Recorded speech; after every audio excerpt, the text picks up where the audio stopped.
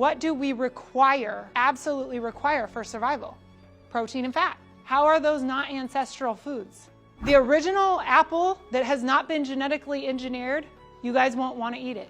The only thing you can do with it is turn it into cider. It has been genetically engineered. The banana that you see in the supermarket, that Cavendish banana, is a recent thing.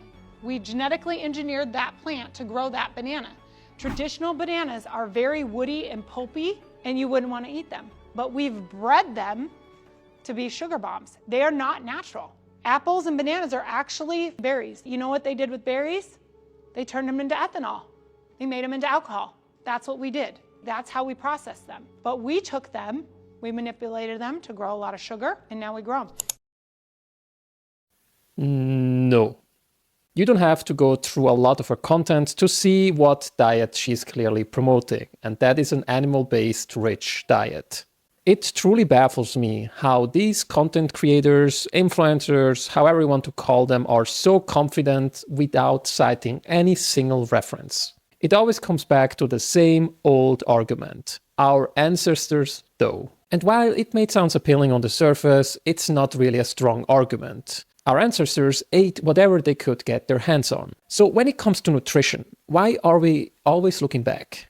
Nowadays we have fantastic new technology that these amazing researchers at the front lines can use to tell us which diet seems to be the healthiest. And we have thousands of studies researched on millions of people. So why not rely upon science, prospective cohort studies, genetic studies, randomized controlled clinical trials, rather than just on this argument? I don't really get it, but let's play along with her, because I find it quite interesting that they talk about how these plants have been altered and they don't spend a single second talking about how their animal-based products have been altered, because animal-based products have also not been left untouched. Let's have a look at a study published in 2014 by Tsudoev and colleague looking at how broilers looked like in the 50s, 70s and 2000s. Before I show you the pictures, let's just have a look at the body weight changes, because this is fascinating and shocking at the same time. You can see that the weight from the 1950s to the 2000s has changed fourfold. The weight of these broilers has gone up 4 times. And if you look at the pictures, it's tragic. Pictures can tell us way more than words sometimes. And this picture clearly speaks for itself. And by the way, these weight changes come along with many health problems for these poor animals. So what I would love to hear from you, the primal bot, is why you are leaving out this information. And on top of that, why are you not talking about the science behind a plant-based rich diet? The total body of evidence is very clear when it comes down to the health benefits of a plant-based diet. For example, Reynolds and colleagues published a study in 2019 looking at dietary fibers, so not at supplements,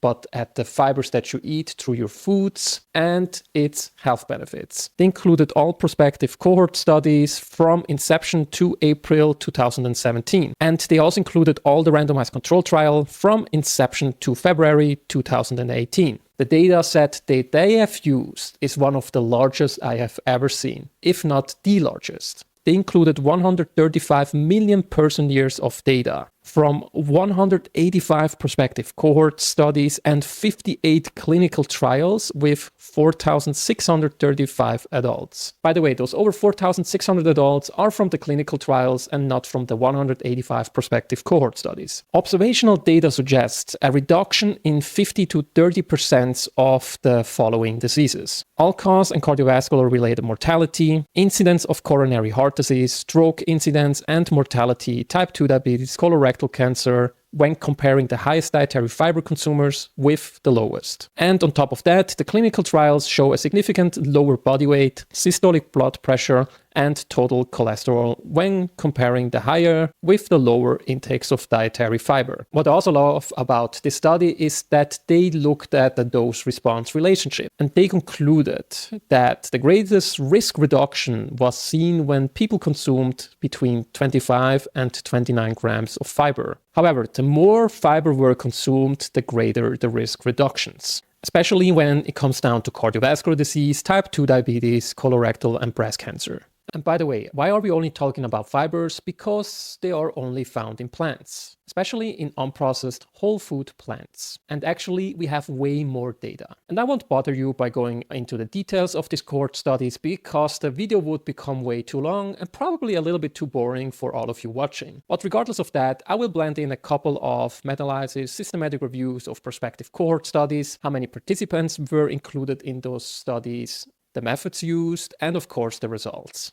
And there's actually way more data out there than I'm just putting here on the screen. I would like to put a special emphasis on the clinical trials, on a meta-analysis of clinical trials. They included a total of 30 studies, and the researchers were kind enough to create a forest plot. The first forest plot is looking at LDL cholesterol, and the second one is looking at ApoB levels. ApoB seems to be, by the way, a better biomarker for cardiovascular disease, or to predict cardiovascular disease. So yes, dear PrimalBot, the question is for you. Why do you tell people to consume an animal-based rich diet? And why are you not telling people that even the meat that you are consuming has been altered through history? What are your thoughts about this topic? Feel free to let me know in the comments section. Thanks for watching, and I'll see you next time.